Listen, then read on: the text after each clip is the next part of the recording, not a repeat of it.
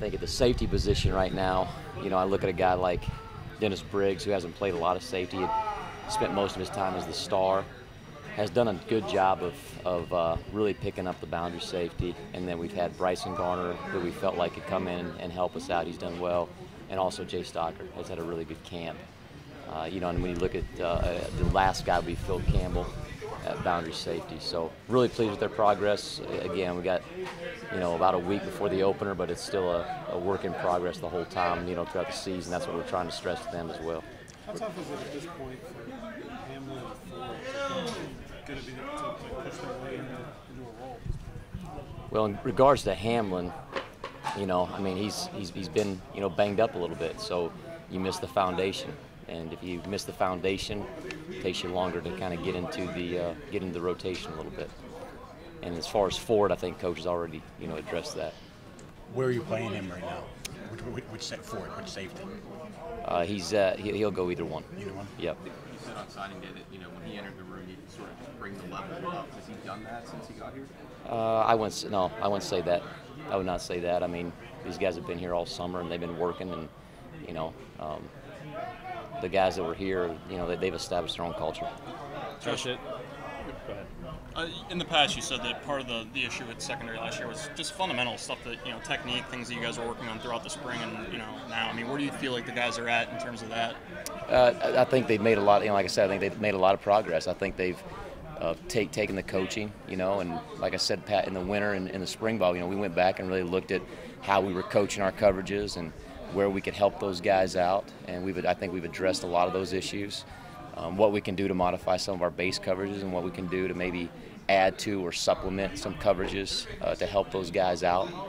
But at the end of the day, we are who we are. We're going to play press quarters, and we want to make the lanes tough on the perimeter, and those guys understand that, and I don't think those guys would want it any other way, and they're excited to get going and kind of see what their progress is really like against somebody else besides our offense. Do you feel like you'll be able to generate from your front seven? Do you feel good about the progression there as far as generate pressure? Yeah, it's amazing. I think Charlie Partridge has done an unbelievable job getting that group on the same page.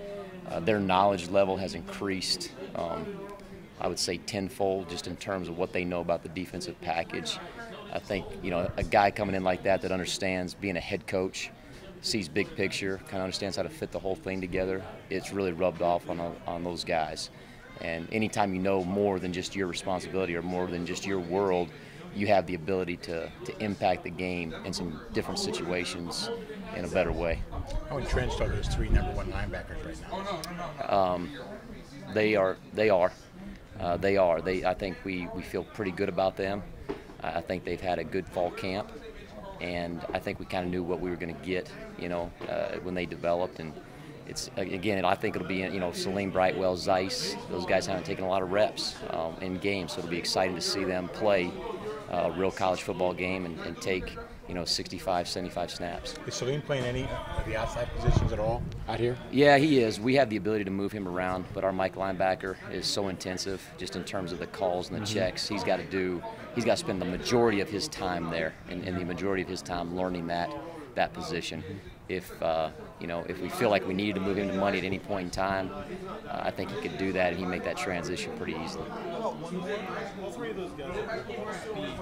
Where are they at in their progression to be able to play with their full speed and not have to think and just be able to react? I think they're there. I think that's why they're the guys. I think if they've kind of gotten that stage where they know what they have to do, they understand what they have to do, and then they also can operate, kind of at an unconscious level, just in terms of the defense and the package. Now the challenge is for everybody on defense, though. You kind of get a new test every week. Everybody's a little bit different. Like I said before, you got that foundation that's already been built through your fundamentals, your techniques, and now you look at Youngstown State and you pick and choose what you want. You manipulate it a little bit in terms of how you're going to game plan against those guys, and then they have to be able to adapt to that, moving forward. And like I said, that's something that we haven't seen yet, and I think they're excited to kind of get into that mold now moving forward.